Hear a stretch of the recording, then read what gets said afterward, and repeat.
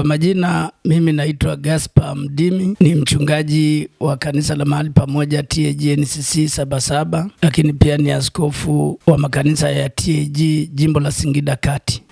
Tumepata habari hii za msiba wa baba yetu na mzee wetu Dr. Emmanuel Lazaro. Tumezipokea kwa masikitiko.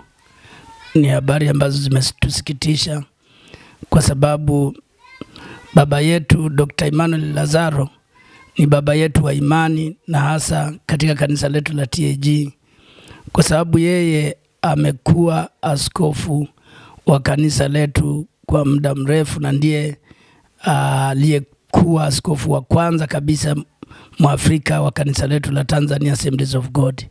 Kwa kweli tumepokea kwa masikitiko. Dr. Emmanuel Lazaro ana mchango mkubwa sana kwa kanisa letu.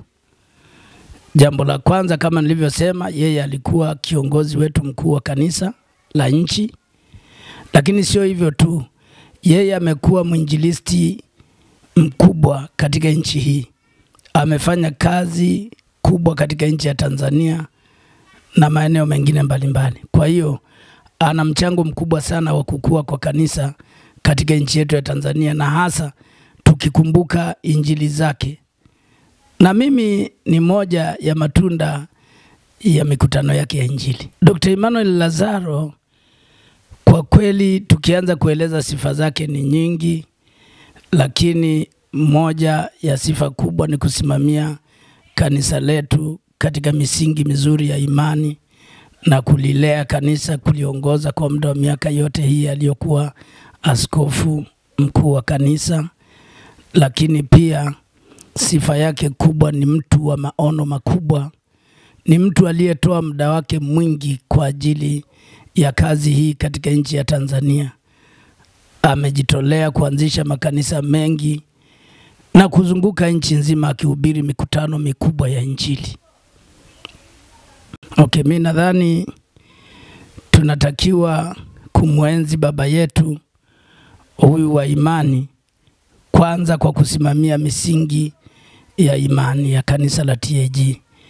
Alikuwa mtu thabiti katika kusimamia misingi ya imani yetu.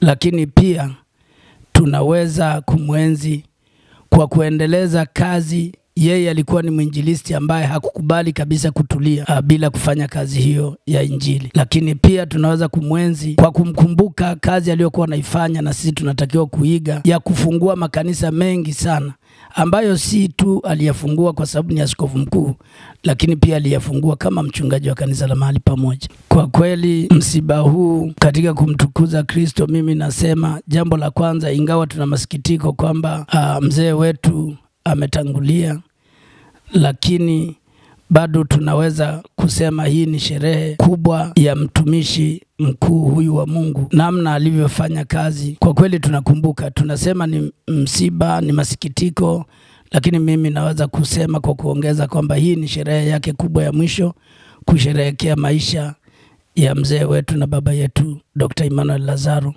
na kazi aliyoifanya kweli ni ya kukumbuka.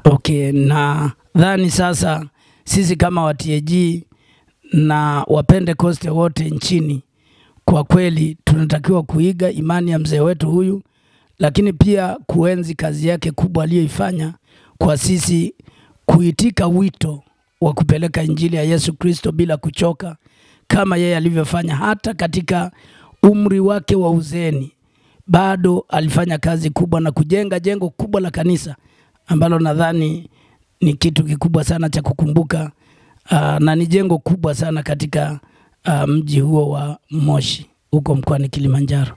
Kwa tunamkumbuka kwa kazi hizo, na hakika tutaendelea kukumbuka kazi yake.